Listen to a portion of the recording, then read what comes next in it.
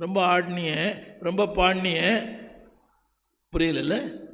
எங்க ஆடிய ஆட்டம் என்ன, பாடிய பாட்டு என்ன, எங்கே அந்த அர்த்தம் தெரியுமா? இங்கிலீஷில் போடுவாங்க, காட் பிளாக்ஸ்.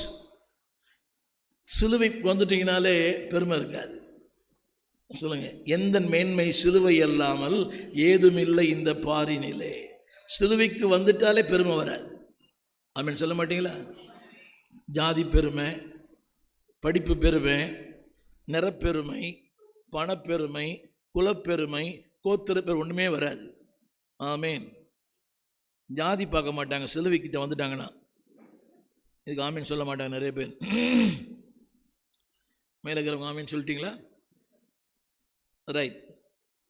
கிராஸ் பிளாக்ஸ் த ப்ரைட். அந்த பெருமையை சிலுவை பக்கம் வந்துட்டால பெருமையே இருக்காது வாழ்க்கையில். வசனம் படிக்கிறீங்களா? அந்த வசனம் 20ஆம் வசனம். ஞானி எங்கே, வேத பாரகன் எங்கே, இப்பொழுது சாஸ்திரி எங்கே, ஞானத்தை. ஆமேன். உலகமானது சுய ஞானத்தினாலே தேவனை அறியாதிருக்கையில். இங்கே சொல்லப்பட்ட அடுத்த சொல்ல போகிறேன். அதாவது when you know the cross, சிலுவை, நீங்கள் சிலுவைக்கு சொந்தக்காரராய் மாறும்போது சொல்லுங்கள், பெருமையே இல்லை. சொல்லுங்கள், பெருமையே இல்லை. அதனால் ஒரே ஒரு வார்த்தை, சிலுவின் பக்கமாக வரும்போது இதயங்கள் மாறும், எண்ணங்கள் மாறும் அல்ல, தேவனுக்கு எதிராக இருக்கும் இதயத்தை சிறைப்படுத்துகிறது. நான் படிக்கிறேன், கேளுங்க. எல்லாரும் சிறைப்படுத்துகிறது. எல்லாம் படிங்க. அந்த வசனம் 22ஆம் வசனம், 21 கடைசி வார்த்தை.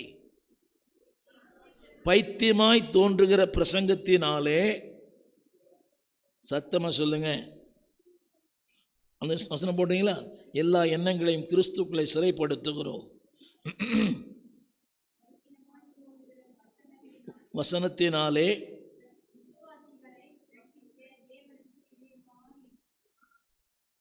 நான் இன்னொன்று சொல்ல விரும்புகிறேன்.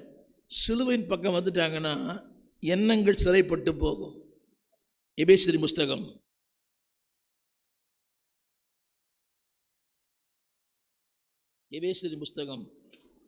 2ஆம் அதிகாரம். சிறைப்பட்டவர்களை சிறையாக்கி அவர் உன்னதங்களிலே கொண்டு போனார். ரைட். 1:22 எல்லாவற்றையும் அவருடைய பாதங்களுக்கு போதும். அந்த ஆங்கில வார்த்தை போடுறீங்களா? ஆங்கில வார்த்தை கிராஸ். இது கரெக்டு தான்.